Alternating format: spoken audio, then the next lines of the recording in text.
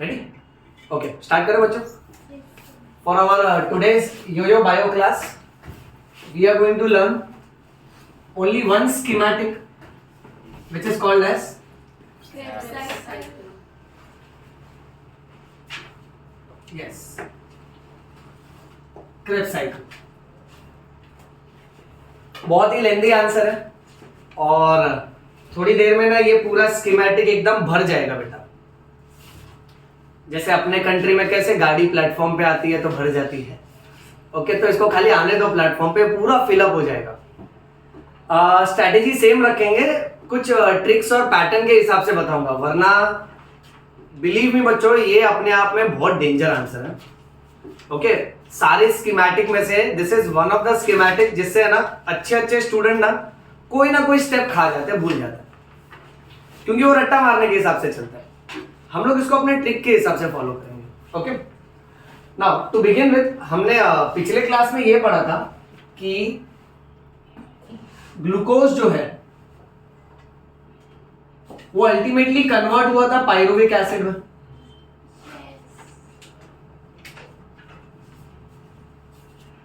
एकदम आराम से सिखाऊंगा बच्चों, ठीक है, ताकि एक एक स्टेप तुमको समझे.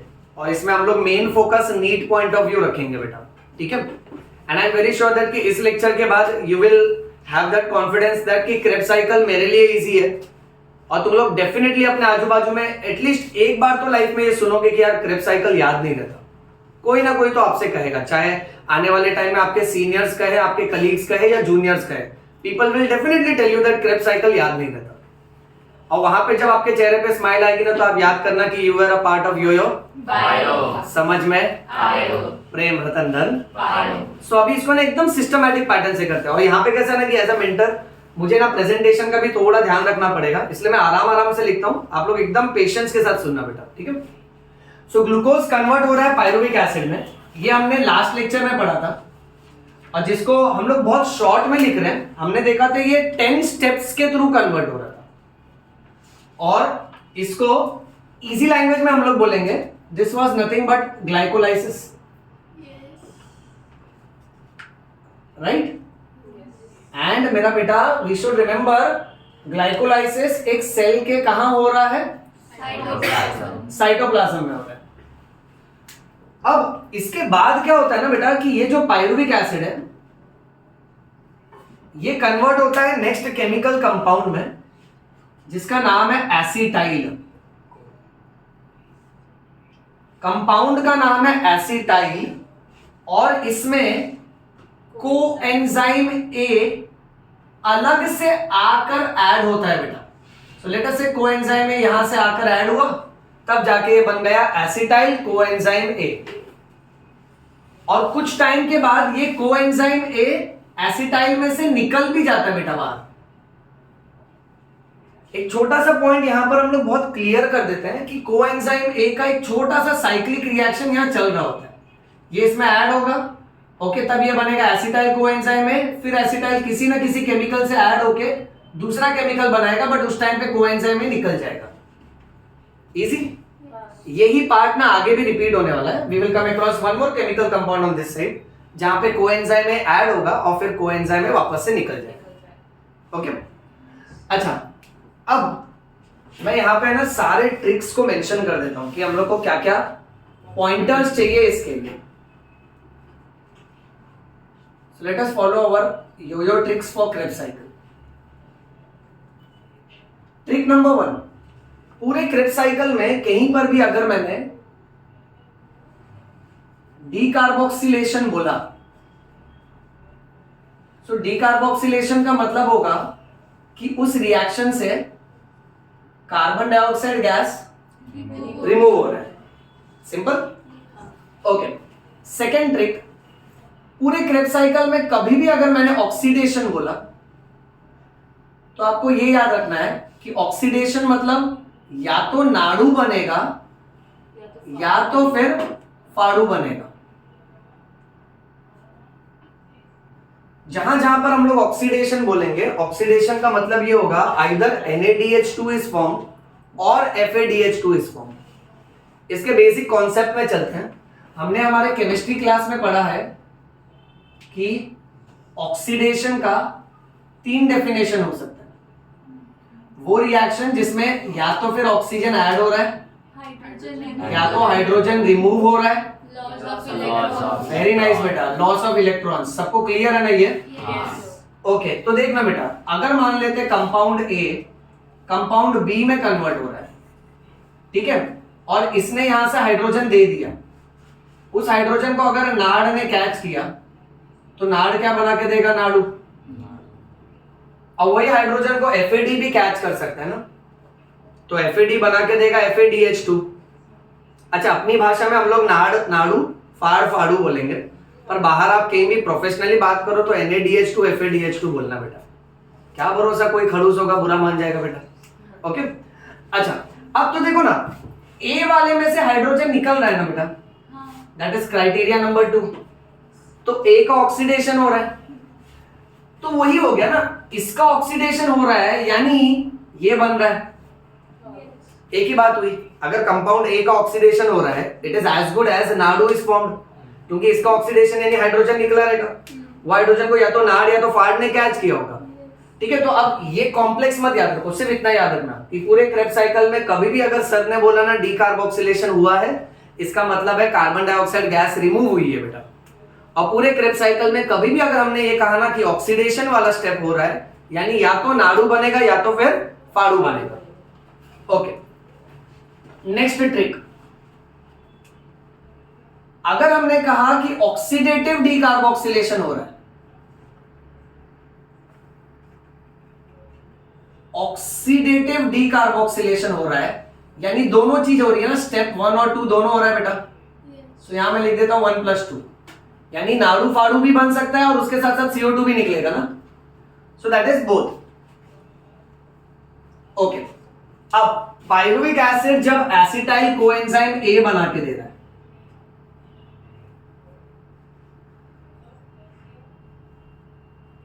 ओके, तो कार्बन नंबर अगर मैं देखूं तो ग्लूकोज के पास तो भाई 6 कार्बन थे, पायरुविक एसिड के पास 3 कार्बन। ये ग्लाइकोलाइसिस में पढ़ा है आपने।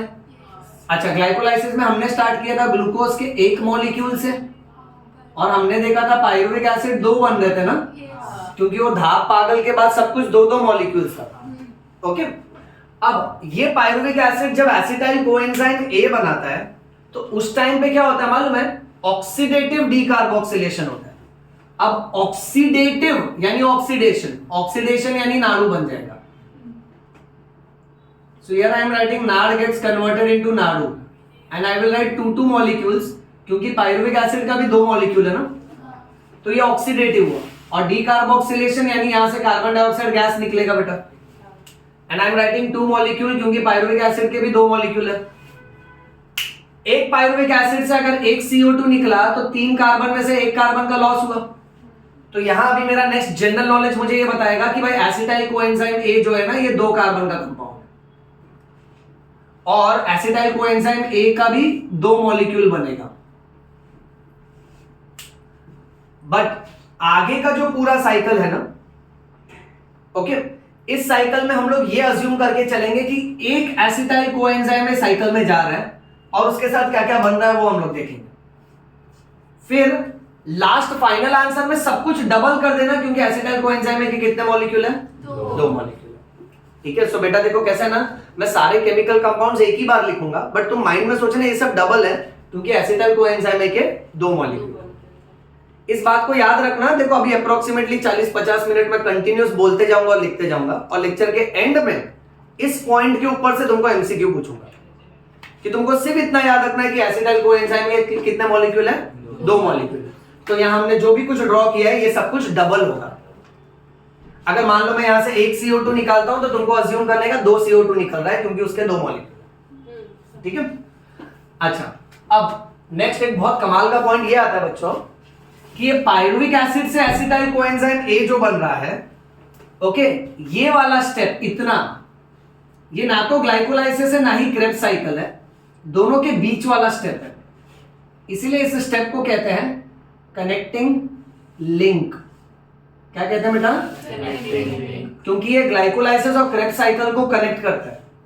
बच्चा इतना जो हो रहा है ना, सिर्फ यही क्रेब्स साइकिल है। only this much part of the schematic is Krebs cycle. Okay, this is not Krebs cycle, this is connecting link and this is glycolysis. Okay, इस पे भी बहुत एमसीक्यू आते हैं. ओके, जब पूछा जाता है ना कि क्रेब्स साइकिल में मान लो कितना NaDH2 बना, तो स्टूडेंट्स ये भी काउंट कर लेते हैं और वो भूल जाते हैं कि ये वाला इक्वेशन तो क्रेब्स साइकिल है ही नहीं. So you have to remember very well that कि this is connecting link. In many books you will find that people call it as link reaction because this is the reaction which is connecting, which is linking the Krebs cycle with glycolysis. Next, अब acetyl coenzyme है cycle में आगे जा रहा है और ये अपना कोएंजाइम है रिलीज कर देता है वापस से और किसी केमिकल से कंबाइन होने वाला है. अब सारे केमिकल्स को पहले याद रखते हैं विथ अवर ट्रिक नंबर 4. थोड़ा सा वियर्ड ट्रिक है, कोई सेंस नहीं बनता है, बट क्रेब्स साइकिल बन जाएगा अपना. Okay, now check this everyone. This trick I still remember that कि I made this somewhere around in 2009 and 2010 for one student of mine in Santa Cruz area. She was a very bright student. Okay, और उसको ये chapter मैंने नहीं पढ़ाया था, I was teaching in one of the coaching classes. Okay, then she came down to me कि sir Krebs cycle याद ही नहीं हो रहा है और एग्जाम के ना कुछ हफ्ते ही बाकी थे. एंड शी वाज लाइक कि सर आप कोई स्पेशल ट्रिक्स बनाओ इसके लिए. तो स्पेशली मैंने उसके लिए ये ट्रिक बनाया था और उसके बाद से देन आई रियलाइज दैट कि मैं जहां जहां डाउट सॉल्विंग के लिए जाता था बच्चे यही बोलते थे सर क्रेब्स साइकिल वापस से करो. Then she told me that कि सर हर जगह आप हर बैच में ये ट्रिक से ही बोलना, हालांकि ये ट्रिक का सर कोई सेंस नहीं बनता बट बहुत मजा आती है sir. Okay, so everybody please use this trick because it is absolutely applicative. Okay, now this trick works like, let us say there is a man who is a fond of music. इसको ना music बहुत पसंद है but ये इंसान बीमार हो गया, डॉक्टर ने इसको एडमिट किया. The patient has got deafness now because of listening high music. So doctor ने उससे कहा आज से तेरा म्यूजिक बंद. सो ये तो उसके लिए वही बात हो गई कि मान लो शरीर से प्राण निकाल लिए. तो उसने डॉक्टर से पूछा अच्छा डॉक्टर लेकिन कब तक ऐसे है, because I want to resume my music life once again. Doctor ने बोला जब तक ठीक नहीं हो जाता ना तब तक तेरा म्यूजिक बंद. तो ये हॉस्पिटल में एक दिन सुबह उठ के नर्स को अचानक से जानबूझ के बोलता है OCC, यानी देखो देखो मैं ठीक हो गया, आई एम ओके. तो ये नर्स को बोल रहा है OCC आई एम ओके, मेरे को डिस्चार्ज करो, फटाफट म्यूजिक चालू करो ऐसा. सो नर्स उसकी बात सुनती नहीं है because the nurse knows his medical history कि ये पागल है करके झूठ बोल रहा है क्योंकि इसको म्यूजिक सुनना है. तो नर्स उसको इग्नोर करती है. तो अब ये नर्स को है ना थोड़ा ऐसा टिपिकल मुंबई के स्टाइल में आवाज मार के बुलाता है. उसको बोलता है नर्स इज लाइक क्या है. देन इज लाइक सिस्टर सिर्फ FM तो चालू करो कम से कम, बहुत बोर हो रहा है हॉस्पिटल में. Okay, so this goes as our punch line. Everybody understand this. This goes like OCC IOK FM. Okay, pattern देख लो OCC IOK FM. अब इसका फुल फॉर्म बनाते हैं ना. बेटा चेक दिस, जैसा क्रेब्स साइकिल मैं लिख रहा हूं ना तुम भी वैसा ही प्रैक्टिस करना. ठीक है, पहले कंपाउंड्स लिखेंगे. अब O से कंपाउंड आता है जिसको कहते हैं oxalo acetic acid. Oxalo acetic acid, ये O हो गया. फिर C से आता है सिट्रिक एसिड. देखो एंड में साइकिल दिखेगा भी एकदम मस्त था, खूबसूरत. ओके, अच्छा फिर नेक्स्ट C से आता है सिस एकोनिटिक एसिड. तो देखो OCC हो गया. फिर IOK, I से आता है आइसो सिट्रिक एसिड. फिर O से आता है ऑक्सैलो सक्सिनिक एसिड. ना यहां पे ना मैंने देखा है कि कुछ स्टूडेंट्स ना दोनों O में कंफ्यूज हो जाते हैं. सो इसलिए यहां पे ट्रिक ये कहा जाता है कि गो अल्फाबेटिकली. वो भी ऑक्सैलो है, ये भी ऑक्सैलो है, तो पहले कौन सा O लेने का, एसिटिक वाला, क्योंकि एसिटिक का A पहले आता है ना. तो ऑक्सैलो एसिटिक पहले आना चाहिए, ऑक्सैलो सक्सिनिक बाद में आना चाहिए. अच्छा IOK, फिर K से आता है कीटो ग्लूटरिक एसिड, और ये कीटो ग्लूटरिक एसिड स्पेशल टाइप का है, अल्फा वाला है, तो इसके आगे छोटा सा एक मच्छी मार देने का इधर बेटा, alpha ketoglutaric acid, OCCIOK। अब बचा हाँ, और फिर FM। अब पहले से आएगा सक्सिनाइल कोएंजाइम A, फिर दूसरे से आएगा सक्सिनिक एसिड। अब बचा FM। F से क्या बनेगा? फ्यूमेरिक एसिड, और M से बनेगा मैलिक एसिड। सब लोग पहले सिर्फ इतना ही याद करो, जब तक इतना डेटा दिमाग में नहीं जाएगा मैं और इंफॉर्मेशन लोड नहीं करूंगा बोर्ड पे। भले वीडियो लंबी बन जाए, थोड़ा टाइम लगे चलेगा, पर मेरे बच्चों को याद रहना चाहिए। इसको अच्छे से सेट करो दिमाग में। The trick goes as OCCIOKFM। O से क्या बन रहा है? Oxaloacetic acid. C से क्या बन रहा है? Citric acid. Next C aconitic acid. I से आइसोसिट्रिक एसिड। O से ऑक्सैलो सक्सिनिक एसिड। K से alpha ketoglutaric acid. S से succinyl coenzyme A। Next S succinic acid.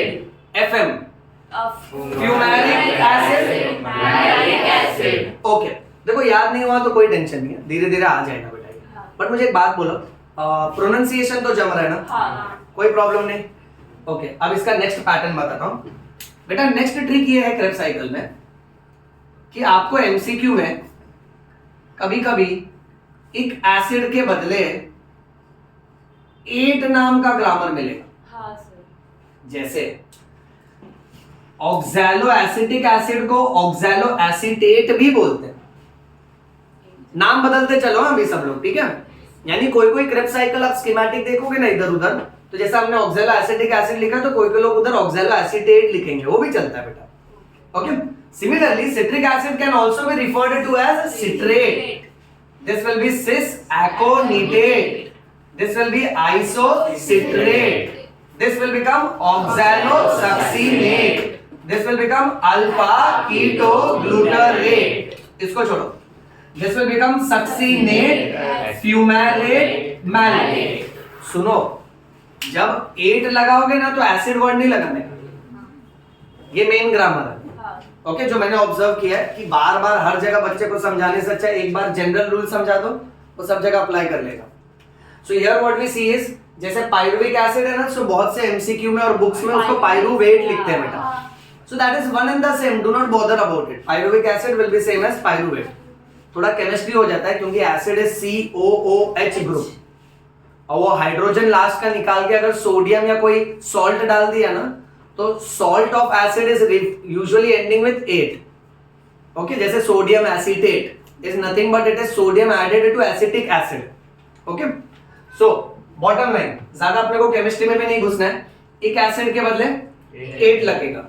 Okay, next, एक बार ये सेट हो गया ना बेटा, इसके बाद कार्बन नंबर के लिए ट्रिक्स है।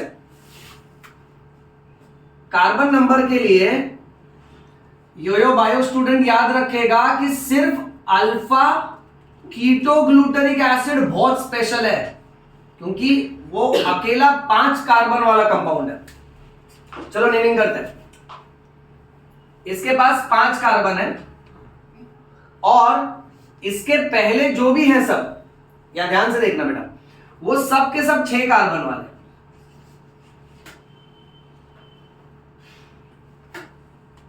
और इसके बाद जो भी है सब, वो सब के सब चोर चोर चोर चोर चोर चोर बोले तो हाँ 4 हाँ।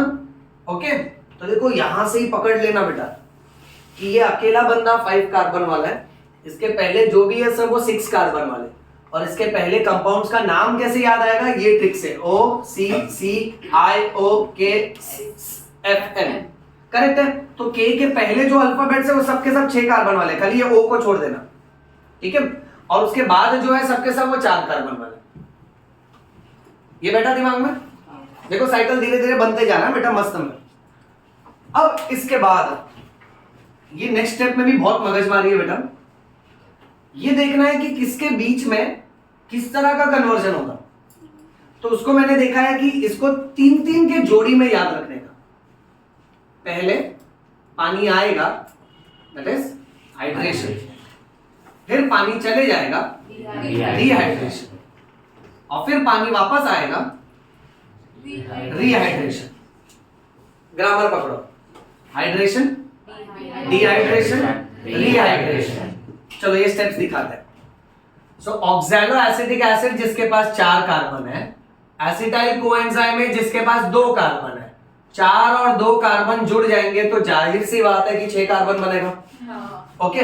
बट इस रिएक्शन में पानी ऐड होता है, तो पहले पानी आएगा, दैट इज हाइड्रेशन, फिर बेटा पानी जाएगा, दैट इज डिहाइड्रेशन, फिर पानी वापस आएगा, that is rehydration. Easy. Next, उसके बाद के 3 स्टेप्स को भी वापस से 3-3 के जोड़ी में याद रखो।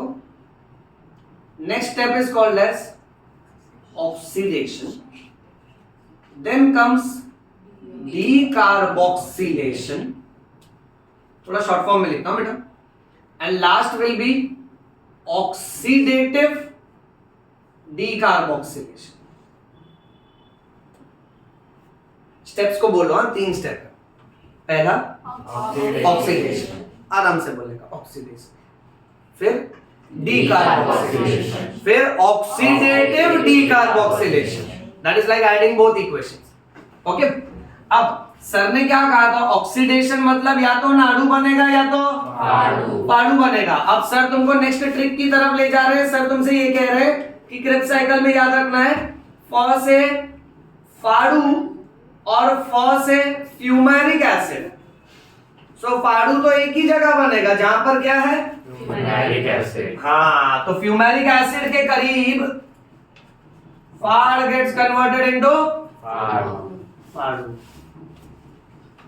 बाहर स्कूल कॉलेज में फाड़ू फाड़ू नहीं चिल्लाना, FADH को, ओके। अच्छा, तो फाड़ू तो एक ही जगह बन रहा है। तो अब मैं जहां जहां पे ऑक्सीडेशन बोलूंगा वहां पे सिर्फ नाड़ू बनाऊंगा, ठीक है। सो ये स्टेप से पकड़ते हैं, ऑक्सीडेशन, डीकार्बोक्सिलेशन, ऑक्सीडेटिव डीकार्बोक्सिलेशन। तो यहां पहले ऑक्सीडेशन करना है, तो ज्यादा सोचना ही नहीं है, सीधा नाड़ू बना देंगे। सो ये हो गया ऑक्सीडेशन, फिर डीकार्बोक्सिलेशन, CO2 निकाल देंगे, फिर ऑक्सीडेटिव डीकार्बोक्सिलेशन, यानी नाड़ू भी बनाना है और फाड़ू नहीं बनाना है, CO2 निकालना है। इन्हें समझा? देखो 6 स्टेप्स भर गए बेटा। शुरुआत किया ये साइकिल की with a short trick of OCCIOKSFM। Full form पकड़ो। First O is oxaloacetic acid, C से बना सिट्रिक एसिड, नेक्स्ट C से बना सिस एटोनिटिक एसिड, I से बना आइसोसिट्रिक एसिड, O से बना ऑक्सैलो सक्सिनिक एसिड, K से बना अल्फा कीटो ग्लूटारिक एसिड, S से बना succinyl coenzyme A, next S succinic acid, और FM क्या है बेटा? करेक्ट। तो तुम कंपाउंड्स का नाम लिख लोगे पहले, फिर मैंने सिखाया था कार्बन नंबर, किसको 5 कार्बन दोगे? अल्फा कीटो ग्लूटारिक एसिड, उसके पहले जो भी है सबके सब 6 कार्बन और उसके बाद सबके सब 4 कार्बन। अच्छा, फिर जैसे ये सेट कर लिया, फिर 3-3 की जोड़ी सेट करना बेटा। पहले पानी आएगा, दैट विल बी हाइड्रेशन, जाएगा डिहाइड्रेशन, वापस आएगा dehydration. Check this, so that is hydration, dehydration, rehydration. उसके बाद ऑक्सीडेशन, डीकार्बोक्सिलेशन, ऑक्सीडेटिव डीकार्बोक्सिलेशन। ये समझा?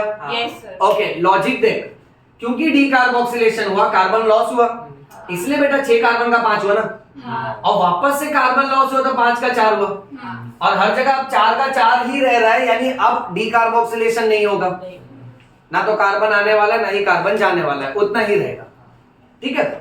चलो फिर एक छोटा सा पैटर्न देखा था, फ से फाडू, फ से फ्यूमेरिक एसिड। तो फाडू एक ही जगह बनाने का, फ्यूमेरिक एसिड के पास।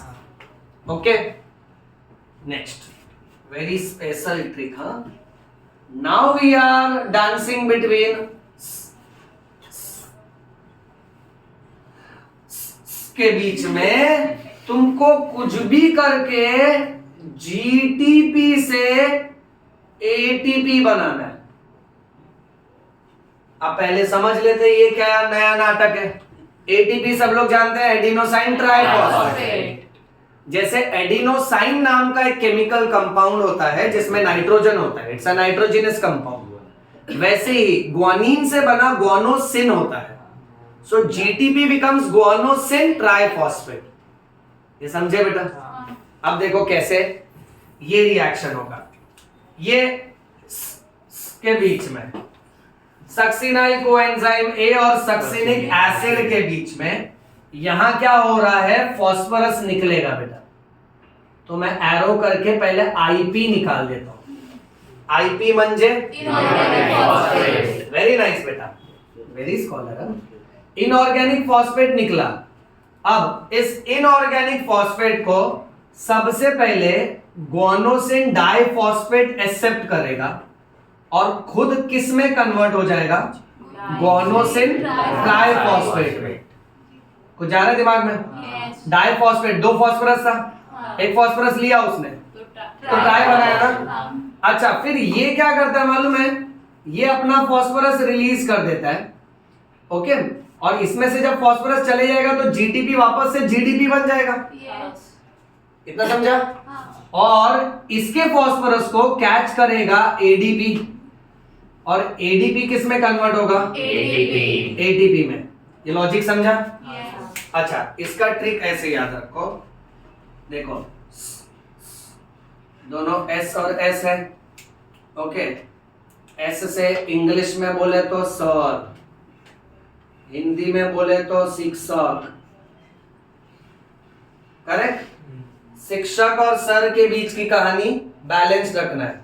So you should know, Awasthi तगड़ा पढ़ाता है इज सेम एज गुरुजी तगड़ा पढ़ाते हैं। यू गेट दैट बेटा? ये दोनों बातों को सेम प्रूव करना है। तो क्या करना, पहले फॉस्फोरस उछाल देना, फिर जीडीपी उसको पकड़ के जीटीपी बनाएगा, फिर जीटीपी अपना फॉस्फोरस एडीपी को दे रहा है जो एटीपी बनाएगा, और इसका तो फॉस्फोरस गया तो ये वापस से जीडीपी बन जाएगा। यानी शॉर्ट ट्रिक ये है कि शिक्षक और सर, एस और एस के बीच में कुछ भी करके गुरुजी तगड़ा पढ़ाते हैं, सेम एज अवस्थी तगड़ा पढ़ाते हैं। समझ रहे हो? बाहर किसी को बताना नहीं है, ये अपने आपस की बात है। बाहर लिखने का एडिनोसाइन ट्राइफॉस्फेट, ग्वानोसाइन ट्राइफॉस्फेट। ये समझे बेटा? ओके, अब ऑलमोस्ट 80% आराम हो गया। मेजर डिफिकल्ट पार्ट चले गया बेटा। अब इजी पार्ट है। फ से फ्यूमेरिक, फ से फाडू, ये तो ट्रिक नंबर 9 है। लास्ट ट्रिक नंबर बल्ले बल्ले। बल्ले बल्ले बोले तो 11 ना, बल्ले बल्ले। ओके, अब ट्रिक नंबर बल्ले बल्ले ये बोल रहा है, हिंदी वर्ड लेते हैं, मस्त में सेट होता है बेटा। अपना इंडिया बहुत अच्छा है बेटा। मैलिक एसिड को बोलेगा मालिक एसिड। तो मालिक को पानी देने का और मालिक से नाड़ू लेने का चलो, मालिक आया तो मालिक को क्या देने का, पानी देने का, और मालिक से क्या लेने का, नाड़ू। हाँ नाड़ू, हाँ नाड़ा नहीं लेने का। ओके, सो फोकस करो बेटा। ओके, सो पानी देने का और नाड़ू लेने का। तो यहाँ पे देखो मेजर कंपोनेंट हो चुका है क्रेब्स साइकिल का। ओके, अच्छा, अब इस पूरे को एक बार फास्ट रिवाइज करना है बेटा। स्टार्टिंग में हमने ग्लाइकोलाइसिस को शॉर्ट में लिखा कि भाई ग्लूकोज का बन रहा है पायरुवेट एसिड। साइड में लिख दिया ये पूरा का पूरा स्टेप ग्लाइकोलाइसिस है जो साइटोप्लाज्म में हो रहा है। उसके बाद बेटा ये जो भी कनेक्टिंग लिंक रिएक्शन है ना, ये माइटोकॉन्ड्रिया के मैट्रिक्स में होता है बेटा। ये याद कर लो सब लोग। और ये जो पूरा क्रेब्स साइकिल है ना, मैं यहां मेंशन कर देता हूं, this entire is called as a Krebs cycle. NEET के हिसाब से याद रखो, Krebs cycle is also called as citric acid cycle, क्योंकि इसमें पहला स्टेबल कंपाउंड और एसिड कौन है बेटा? Citric acid. It is also called as a TCA cycle wherein the full form is tricarboxylic acid cycle.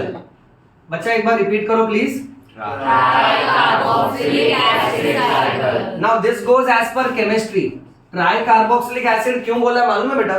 क्योंकि ये जो सारे एसिड है ना, इन सब के अंदर केमिस्ट्री में हमने क्या पढ़ा है? Acid has carboxylic group COOH। COOH इतना 10 बार बोलेगा अस्थमा हो जाएगा। दिस इज लाइक अ कोयल ना, कोयल बोलती है कू, right? So acid has got कोयल ग्रुप बेटा, करेक्ट? अब हर एसिड के अंदर ऐसा 3 ग्रुप बैठा है बेटा, ये समझे? इसलिए 3 कोयल है अंदर, ओके? इसलिए इसको बोला है ट्राई कार्बोक्सिलिक एसिड साइकिल। और लास्ट पॉइंट ये है कि ये माइटोकॉन्ड्रिया के जेली लाइक मटेरियल में होता है, जिसको मैट्रिक्स बोलते हैं। So the site of Krebs cycle is in the matrix of mitochondrion. One छोटा सा ग्रामर, एक रहेगा तो माइटोकॉन्ड्रियन, बहुत सारा रहेगा तो माइटोकॉन्ड्रिया।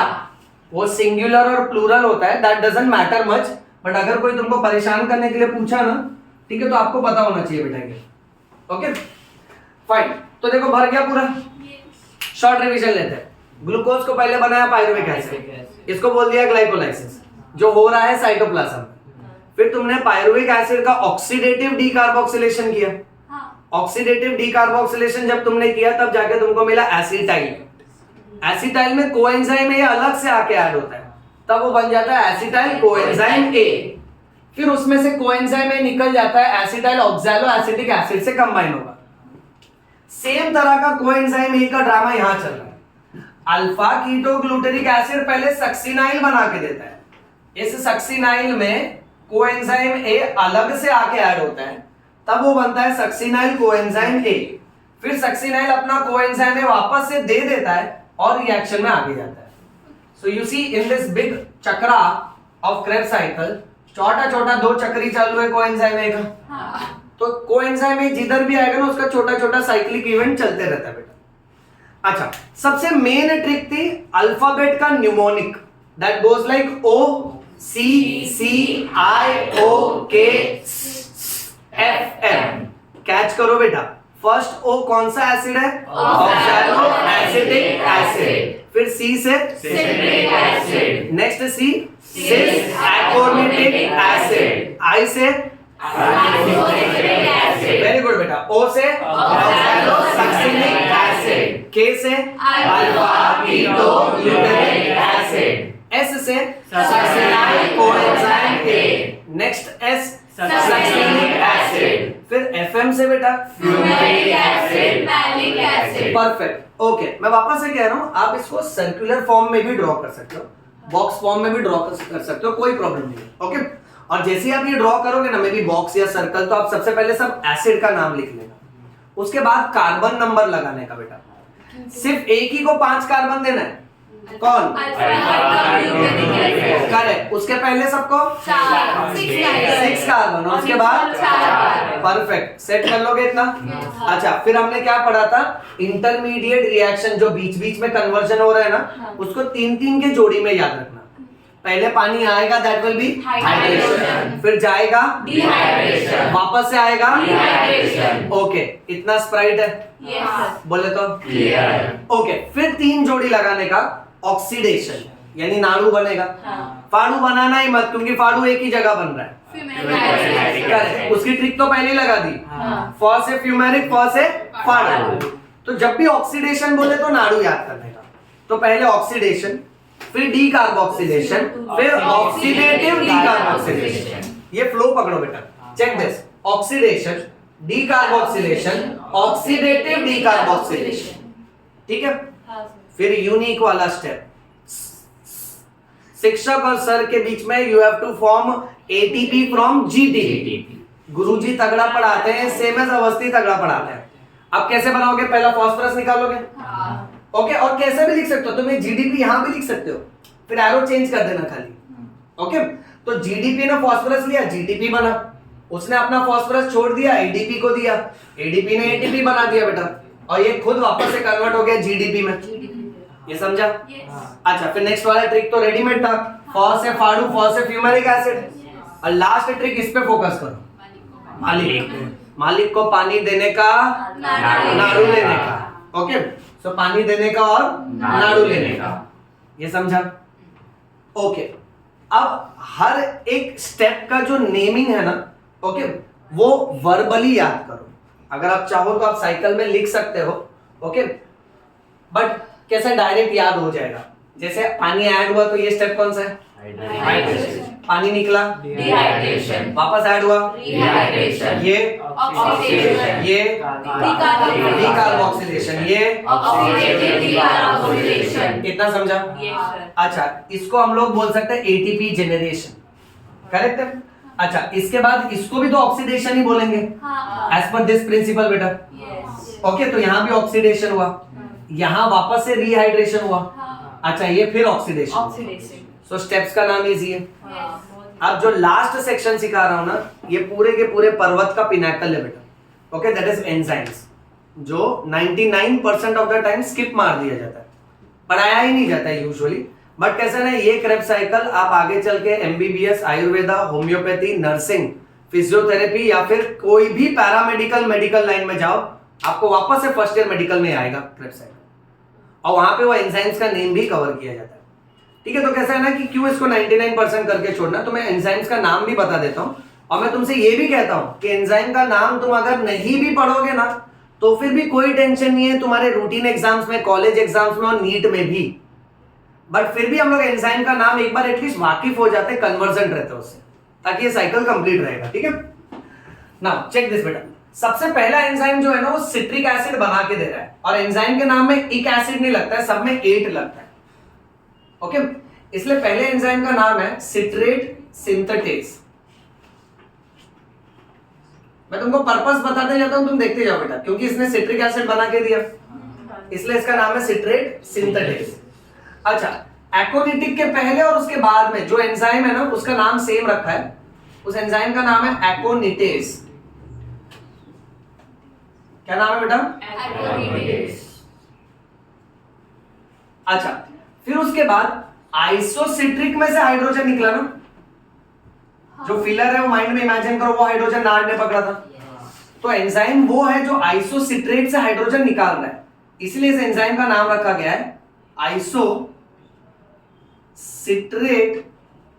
डिहाइड्रोजिनेज। ग्रामर जा रहे दिमाग में? क्योंकि उसमें से उसने हाइड्रोजन निकाला ना बेटा, ओके। अच्छा, ऑक्सैलोसक्सिनिक से अभी कार्बन डाइऑक्साइड निकाला जा रहा है, तो अब मैं कह सकता हूं दिस इज ऑक्सैलोसक्सिनेट डीकार्बोक्सिलेज। तो ऐसे देखोगे ना, तो एंजाइम का नाम भी इजी है, अपने को खाली स्टेप्स पे फोकस करना है। अच्छा, अब यहाँ अल्फा कीटो ग्लूटेरिक के साथ दोनों भी हो रहा है, कार्बन डाइऑक्साइड भी निकल रहा है और हाइड्रोजन भी निकल रहा है, उस एंजाइम का नाम मैं अल्फा कीटो ग्लूटेरेट डीकार्बोक्सिलेज भी रख सकता हूं, अल्फा कीटो ग्लूटेरेट डिहाइड्रोजिनेज भी रख सकता हूं, but importance point of view हम लोग ने नाड़ू को इंपॉर्टेंस दिया है, क्योंकि नाड़ू हमको एटीपी देगा ना। You remember one nadu is equivalent to 3 ATP and one fadu is equivalent to 2 ATP. That is why यहाँ पर जब एंजाइम का नामकरण किया गया, तो इसका नाम रखा गया अल्फा कीटो ग्लूटरेट डिहाइड्रोजिनेज। बच्चों, तुम लोग घर पे जब ये साइकिल बनाओगे ना, तो ट्रिक्स एक अलग ही पेज पे लिखना। देखो कैसा ना कि मैं अगर अलग अलग प्रेजेंटेशन में लिखता ना, पहले स्कीमेटिक फिर रब करके, वो तो जमता नहीं, इसलिए एक ही प्रेजेंटेशन में लिया है, ओके। और जो जो मैंने एंजाइम लिखा है ना, तुम लोग अलग अलग कलर्ड पेन से लिखना उसको, ठीक है। तो तुम्हारा फ्लो चार्ट एक जगह पे रहना चाहिए, ट्रिक्स एक अलग ही पेज पे ले लेना, ओके। अच्छा, फिर इसके बाद नीचे आते हैं, नेक्स्ट यहाँ पे हम लोग देख रहे हैं सक्सिनेल कोएंजाइम ए सक्सिनिक एसिड बना के दे रहा है, तो इस एंजाइम का नाम है सक्सिनेट सिंथेटेज, क्योंकि इसने मेरे को सक्सिनिक बना के दिया, ओके। अच्छा, फिर इसके ऊपर की तरफ what we notice is succinic acid से, हाँ ये सोचना रहता है, ऐसा हाइड्रोजन निकला होगा वो फाड़ ने पकड़ा ना, तो यहां एंजाइम का नाम होगा सक्सिनेट डिहाइड्रोजिनेस।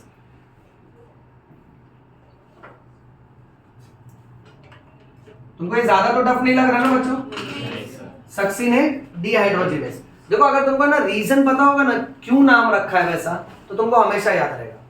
जब तुमको पता ही नहीं कि ये क्यों हो रहा है, इसके बैकग्राउंड में क्या मैकेनिज्म है, तो तुमको रट्टा मारना पड़ेगा, तो वो शॉर्ट टर्म मेमोरी में जाता है। और अगर तुमको उसका लॉजिक एक बार समझ गया ना, तो कैसा है कि एक दो बार रिवाइज करेंगे ना, पूरा फ्रेश याद हो जाता है मस्त में। इसके ऊपर मैलिक एसिड, ध्यान से देखना, ओके मैलिक एसिड बन रहा है बट फ्यूमेरिक एसिड के टूटने की वजह से, इसलिए इस एंजाइम का नाम रखा गया है फ्यूमारेज। फ्यूमेरिक एसिड टूटा, और लास्ट मैलिक एसिड से हाइड्रोजन निकला है, वो हाइड्रोजन गया नाड़ में, तो इस एंजाइम का नाम रखा है mallet dehydrogenase.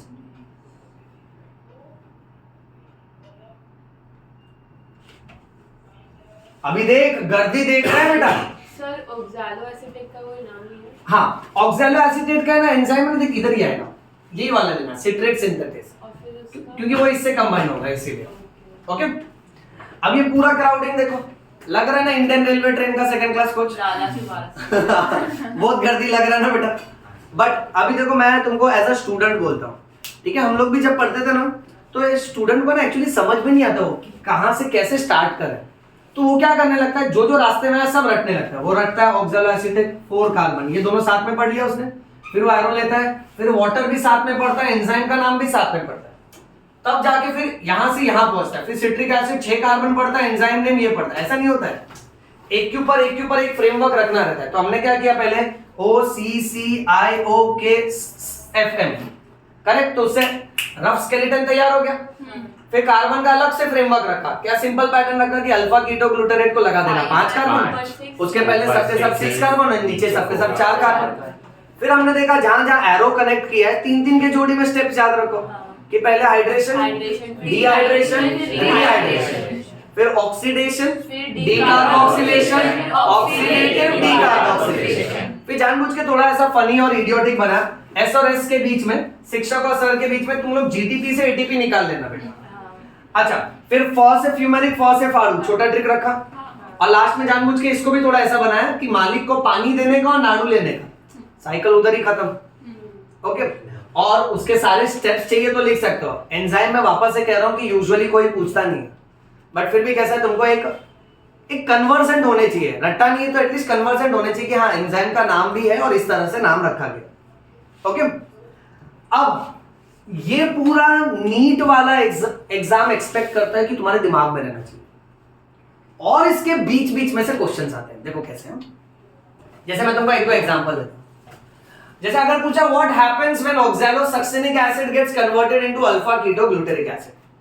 Option A NaDH2 is formed, option B FADH2 is formed, option C NAD is formed, option D none of the above। Correct, क्योंकि दोनों के बीच में क्या हो रहा है, CO2 निकल रहा है ना, समझे? अच्छा, अगर यही क्वेश्चन आता कि what happens when oxalosuccinic acid in the Krebs cycle gets converted into alpha keto glutaric acid. Option A NaDH2 is formed, option B NAD is formed, option C CO2 is formed, option D CO2 is used up। CO2 is पक्का, और CO2 is formed, दोनों के बीच में क्या हो रहा है, CO2 यूज हो रहा है यानी रिएक्शन में जाएगा, और फॉर्म यानी रिएक्शन से निकलेगा। तो तुम लोग एरो का हेड कहां देख रहे हो, बाहर है ना, यानी CO2 निकल रहा है ना, नहीं समझा? Sir.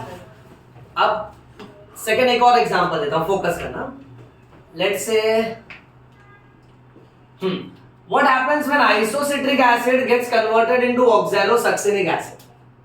Option A FADH2 is formed, option B NaDH2 is formed, option C NaDPH2 is formed, option D none of the above। Correct, NaDPH2 क्यों नहीं लिया बेटा? वो फोटोसिंथेसिस में था, बहुत क्लियरली बोला था ना। रेस्पिरेशन में नाड़ नाड़ू फाड़ फाड़ू, फोटोसिंथेसिस में नड़प नड़पू, याद है? Yes sir. ओके, नाउ बच्चा देखो, अगर ऐसे कोई भी क्वेश्चन आया, कोई भी दो कंपाउंड्स के बीच का, मान लेते हैं ये दोनों के बीच में क्या हो रहा है ऐसा पूछा, तो उसके लिए पूरा ये साइकिल आना चाहिए। मतलब क्वेश्चन पढ़ते बराबर ये माइंड में फ्लैश होना चाहिए।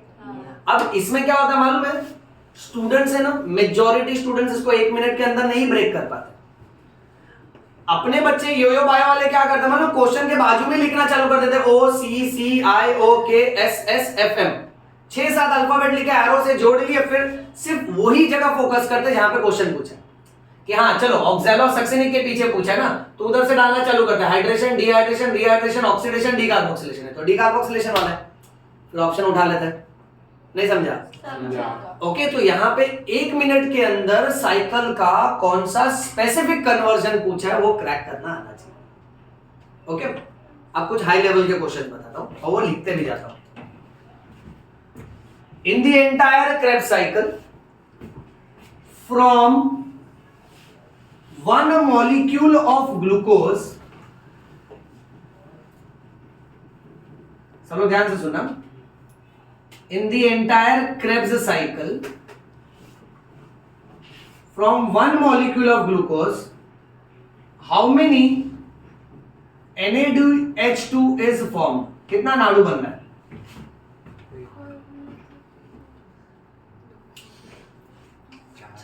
From 1 molecule of glucose in the entire Krebs cycle how many Nadu is formed? 4, 6 और कुछ बोली लगाओ, मजा आ रहा है। 5 सबके दो मॉलिक्यूल्स आएंगे। अच्छा, तुमने नाड़ू कहाँ कहाँ फोकस किया? ये, फिर ये, फिर मालिक वाला, वो गिना क्या? वो क्यों नहीं गिना? क्योंकि वो क्रेब्स साइकिल नहीं है। अच्छा, तो 3 जगह नाड़ू बना, बट देखना ये तो एक एसिटाइल कोएंजाइम के साथ था ना, मैंने पता एकदम स्टार्ट में बोला था, राइट? तो यही चीज सब डबल होगा, तो नाड़ू कितना बन रहा है क्रेब्स साइकिल में? 6। ये बेटा नहीं समझा क्या? पक्का? अच्छा, अगर यही पूछा जाए क्रेब्स साइकिल में from 1 glucose molecule how many FADH is formed? Perfect. Question सुनो, in the Krebs cycle from 1 molecule of acetyl coenzyme A how many nadu is formed? In the Krebs cycle from 1 molecule of acetyl coenzyme A how many nadu is formed? 3 correct. क्यों 3 बोला अभी? हाँ, क्योंकि acetyl coenzyme A बोला ना, glucose का बोला रहता तो ग्लूकोज तो 2 बना रहा है ना, तो सब कुछ 2 करना पड़ेगा, बट सिर्फ एक ही एसिटाइल पूछा तो सब साइकिल एक ही बार लेना पड़ेगा। नहीं समझा? पक्का ना? एक ही बार में सुन लेने का क्वेश्चन ध्यान से बोलेगे नहीं क्या? ध्यान से सुनो, ठीक है? अच्छा, next, in the entire Krebs cycle from 1 molecule of glucose how many CO2 molecule is released? 4 पक्का? How come 4? कहाँ गिने? इधर? हाँ, कौन बोला? नशा वशा करके आ रहे हो तुम लोग? हाँ, इधर ना, और फिर और है ही नहीं ना, और की डीकार्बोक्सिलेशन बोला क्या? और जैसे 5 का 4 कार्बन हो गया तो सब 4 है ना, फिर तो है ही नहीं। अच्छा, तो 2 और 2 का डबल करोगे 4 हो गया। पक्का?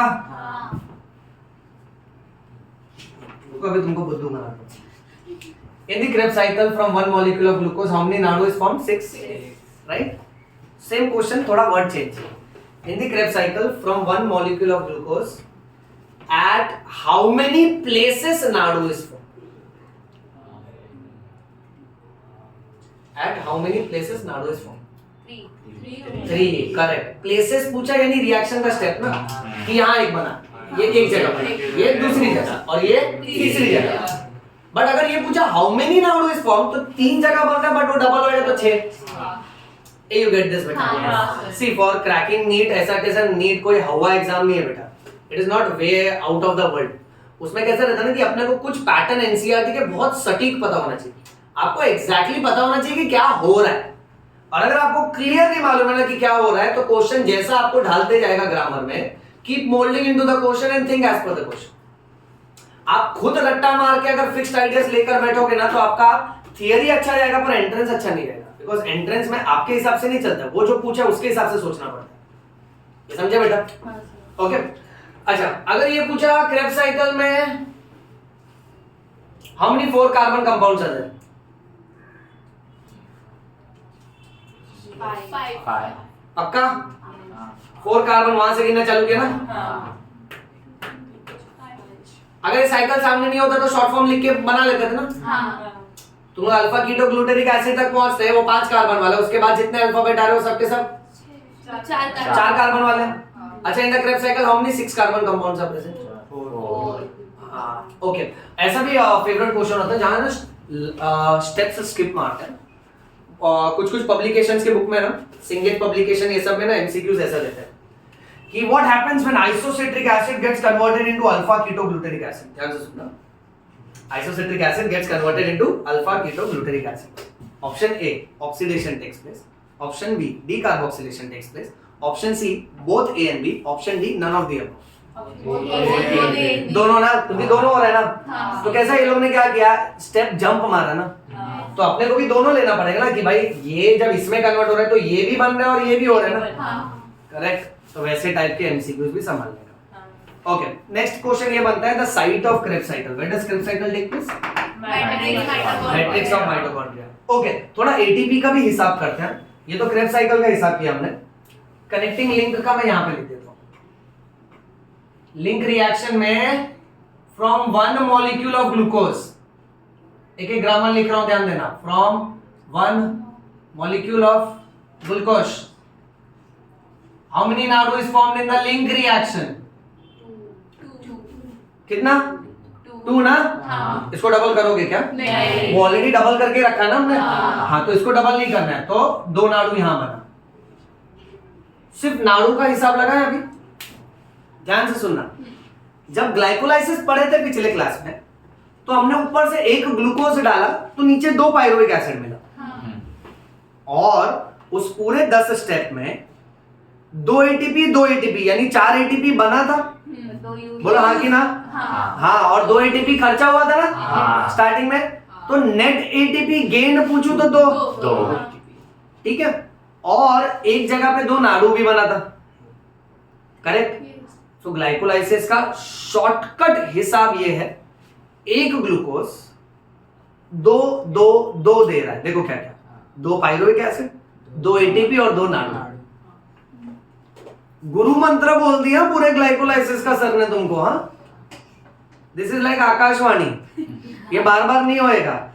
एक लास्ट बार रिपीट कर रहा हूं, ध्यान से सुनना। ग्लाइकोलाइसिस बोले तो 1 ग्लूकोज आपको दे रहा है 2 यानी 2 पायरुविक एसिड, 2 एटीपी और 2 नाडू। ठीक? तो ग्लाइकोलाइसिस आपको नाडू कितना दे रहा है? 2। कनेक्टिंग लिंक कितना नाडू दे रहा है? 2।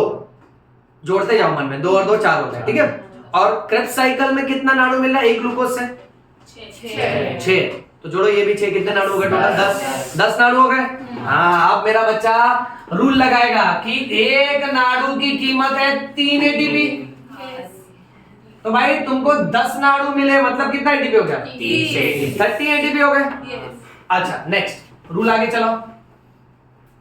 नाडू, 1 फाड़ू की कीमत है 2 एटीपी ना। अच्छा, ग्लाइकोलाइसिस में फाड़ू बन रहा था क्या? नहीं। कनेक्टिंग लिंक में फाड़ू बन रहा है क्या? नहीं। क्रेब्स साइकिल में फाड़ू बन रहा है क्या? हाँ। फाड़ू एक ही जगह बनता है, फ से फाड़ू, फ से फ्यूमेरिक एसिड। अच्छा, कितना फाड़ू बना था? 2 लेने का। करेक्ट ना? ओके, सो अगर 1 फाड़ू 2 एटीपी दे रहा है तो 2 फाड़ू यानी कितने एटीपी हो गए? 4।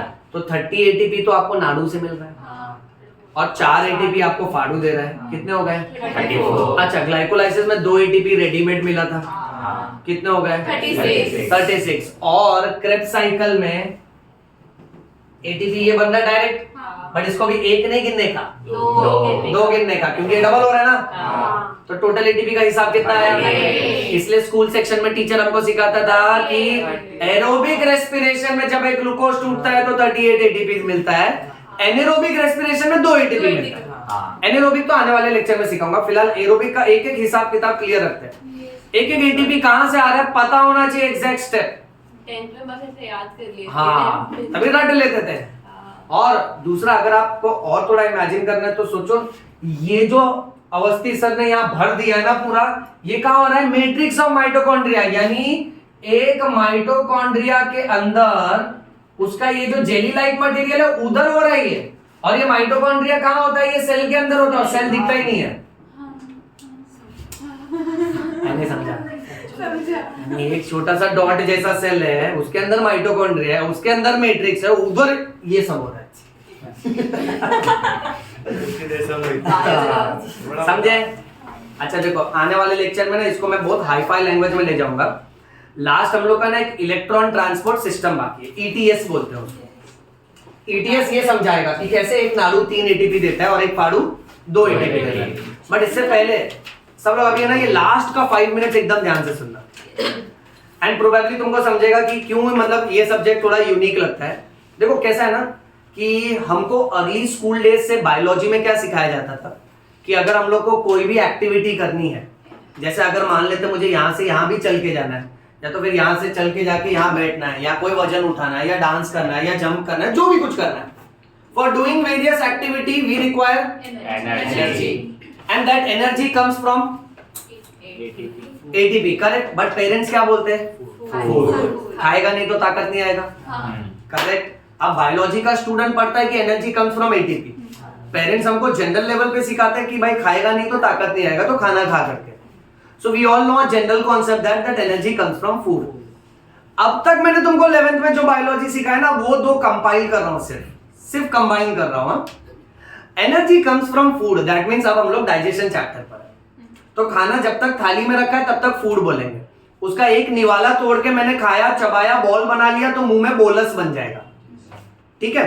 बट वहां पर भी उस बोलस को बनाने के लिए हमारे पास इंसिजस, कैनाइन्स, प्रीमोलर्स, मोलर्स, उसके साथ साथ में पैरोटिड, सलाइवरी ग्लैंड, सब मैंडिबुलर, सब मैक्सिलरी और सब लिंगुअल सलाइवरी ग्लैंड, ये लोग सब सलाइवा छोड़ के वो खाने को बोलस बना के देते हैं, राइट। फिर वो खाना जाता है from our mouth to pharynx, pharynx के बाद हो जाएगा ईसोफेगस, ईसोफेगस के बाद हो जाएगा स्टमक, स्टमक में निकलेगा एमपीएच, एमपीएच यानी म्यूकस पेप्सिनोजेन हाइड्रोक्लोरिक एसिड, तो ये खाने को तोड़ना चालू करेगा। फिर वो खाना जाएगा डिओडेनम में, स्मॉल इंटेस्टाइन में। स्मॉल इंटेस्टाइन के एक तरफ लीवर है जो बाइल जूस भेजेगा, और एक तरफ पैनक्रियास है जो पैनक्रियाटिक जूस भेजेगा। पैनक्रियाटिक जूस में amylase, trypsinogen, chymotrypsinogen, procarboxypeptidase, nucleases, lipases ऐसे एंजाइम है जो basically carbohydrate, proteins, fats, nucleic acid सबको तोड़ डालेगा। तो ये सब यहाँ का पैनक्रियाटिक जूस और बाइल जूस जब स्मॉल इंटेस्टाइन में आता है ना, तो हमारे सारे complex food material they are broken down into simple food material. अब उसी स्मॉल इंटेस्टाइन के अंदर फिंगर लाइक प्रोजेक्शंस होता है जिसको बोलते हैं विलाई। विलाई के अंदर ब्लड कैपिलरी होती है, तो जो डाइजेस्टेड फूड है ना वो अल्टीमेटली विलाई में जाता है, विलाई से ब्लड कैपिलरी में जाता है। अब हम लोग ये मान के चलते हैं कि जो खाना पच गया है, डाइजेस्ट हो चुका है, वो हमारे ब्लड में आया, उसको एब्जॉर्प्शन बोलते हैं। फिर अल्टीमेटली ये ब्लड जिसके अंदर खाना है ना, ये हार्ट में जाता है, हार्ट इज अ पंप, तो हार्ट इसको पंप करता है to different parts of the body. अब बॉडी के हर सेल के अंदर वो डाइजेस्टेड खाना जाता है, जिसमें से instantaneous source of energy is glucose. तो सेल के अंदर ग्लूकोज पहुंचता है, यानी सुबह के नाश्ते में तुमने जो भी कुछ खाया है उसके वजह से तुमको ताकत मिल रही है। कैसे? पहले वो डाइजेस्ट हुआ, वो तुम्हारे mouth, pharynx, oesophagus, stomach, small intestine तक डाइजेस्ट हुआ। वहां से डाइजेस्ट होने के बाद वो तुम्हारे ब्लड में गया, ब्लड के बाद वो तुम्हारे हर एक सेल में गया। यानी अगर मुझे यहां से यहां चलना भी है ना, तो मेरे मसल के एक एक फाइबर के अंदर, एक एक सेल के अंदर वो पहुंचा है। और सेल के साइटोप्लाज्म में सोचो चालू हो गया glucose, glucose 6 phosphate, fructose 6 phosphate, fructose 1,6 diphosphate, DHAP, PGL, 1,3 diPGA, 3 PGA, 2 PGA, PEPA. सोचो जो भी हमने खाया सुबह के नाश्ते में, सेल के साइटोप्लाज्म में अब वो पायरुविक एसिड बन चुका है। अब वो पायरुविक एसिड गया ये माइटोकॉन्ड्रिया के मैट्रिक्स के अंदर, ऑक्सीडेटिव डीकार्बोक्सिलेशन करके उसने बनाया एसिटाइल कोएंजाइम ए। अब ये एसिटाइल कोएंजाइम ए इसी मैट्रिक्स में घूम रहे हो CCIOKFM, तब जाके नाड़ू और फाड़ू निकल रहा है। अब अगले क्लास में हम पढ़ेंगे ये नाड़ू और फाड़ू इस ही माइटोकॉन्ड्रिया के ऊपर जो F1 पार्टिकल चिपके होते हैं उसके हेड के अंदर जाता है, और वहां पे एक नाड़ू 3 एटीपी बना के देगा, एक फाड़ू 2 एटीपी बना के देगा। और एटीपी कैसा है ना, एडिनोसाइन, उसके साथ 3 फास्फोरस है, ये जो टर्मिनल फॉस्फेट फॉस्फेट बॉन्ड है ना, ये जब टूटता है तब हमको एनर्जी मिलती है, और उस एनर्जी की मदद से हम लोग सब एक्टिविटी कर सकते हैं। यानी मैं एक मार्कर भी उठा रहा हूं ना, तो कोई ना कोई एटीपी टूटा है, उसके वजह से मसल कॉन्ट्रैक्शन हुआ। और वो एटीपी क्यों बना? क्योंकि अल्टीमेटली नाडू ऑफ आडू बना था। नाडू ऑफ आडू क्यों बना? क्योंकि अल्टीमेटली सेल के पास ग्लूकोज था। ग्लूकोज क्यों आया? क्योंकि वो ग्लूकोज डाइजेस्ट हुआ मेरे स्टमक में। और स्टमक में कैसे डाइजेस्ट हुआ? क्योंकि मैंने खाना खाया। तो पेरेंट्स वही बोलते हैं कि ताकत कहां से मिलता है? खाना खाने से। गेट दैट पॉइंट बेटा? बायोलॉजी के स्टूडेंट्स को कैसे बोलते हैं? So that's why it is yoyo. पायो। समझ में आयो। प्रेम रतन धन पायो। इसको अच्छे से प्रैक्टिस करो। सी दैट्स व्हाई डॉक्टर्स कैसे होते हैं ना, ये तो अभी एकदम लोकल लेवल का। हाई लेवल के जब कॉन्सेप्ट्स आते हैं ना एमबीबीएस में, जब आप बिलीव नहीं करोगे, आपको सिर्फ एक आंसर आएगा, thirst. Imagine there is an answer called as thirst in a medical curriculum, जहां ये बताया जाता है कैसा ब्रेन का हाइपोथैलेमस नाम का एरिया अलग अलग चेंजेस करके थर्स्ट मैकेनिज्म प्रोड्यूस करता है, तब हमको प्यास लगती है। उसके हिसाब से फ्लूइड वॉल्यूम ये सब रेगुलेट होता है। Then there comes an answer like hunger. Okay, there comes up different types of answers like digestion का डिटेलिंग। एक एक एस्पेक्ट एकदम डिटेल में आता है। और जब मेडिसिन में हम लोग ये पढ़ते हैं ना, तो डॉक्टर्स इतने कॉम्प्लेक्स सिचुएशंस को पढ़ के बैठे रहते हैं, तो पेशेंट को इतना कॉम्प्लेक्स नहीं समझाते। उसको सिर्फ इतना ही बोलते हैं, एक गोली सुबह खाने का, एक शाम को खाना खाने के बाद मजा करने का, टेंशन नहीं लेने का। You get that point? अभी तुम भी सोचो ना, अभी तुमने सिर्फ एक क्रेब साइकिल अगर डिटेल में पढ़ा है, ठीक है, तुम्हारा भाई बहन जो खाना खा रहा है, और ठीक है, तुम उसको तू खाना क्यों खा रहा है, तो मालूम, बोले हाँ मालूम है ताकत मिलता, तो उसको बताना नहीं पड़ेगा। जो रोटी खा रहा है ना, रोटी उसमें स्टार्च है, ठीक है, सलाइवरी अमाइलेज उसको तोड़ेगा मैल्टोज में, पेट में जाएगा, मैल्टोज टूटेगा ग्लूकोज में, फिर वो तेरे साइटोप्लाज्म में जाएगा, फिर उधर ग्लूकोज का पूरा ग्लाइकोलाइसिस होगा, एक एक केमिकल बोलना, फिर उसको क्रेब साइकिल बोलना पूरा, फिर बोला खाना छोड़ के भाग जाएगा, बोले आई साला खाने नहीं देते। साइंस लिया, खुद तो पागल हो गया, मेरे को भी पागल कर। बट एग्जैक्ट मैकेनिज्म तो वही है ना, राइट? जब सोचते तो इट इज सो मैडनिंग कि भाई ये सब हो रहा है, वो भी इतने छोटे पैमाने पे, और इसके वजह से हमारी लाइफ चल रही है।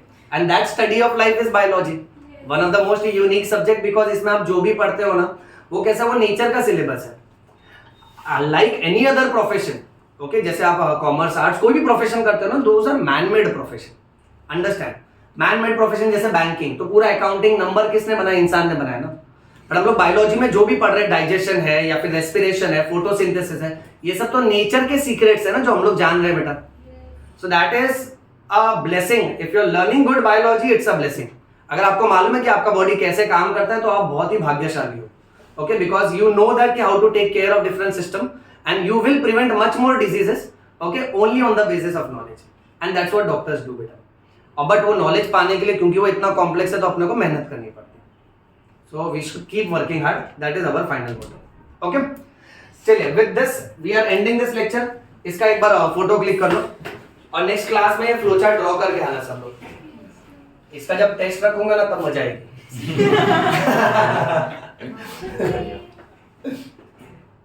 हाँ, ये बंद कर दीजिए।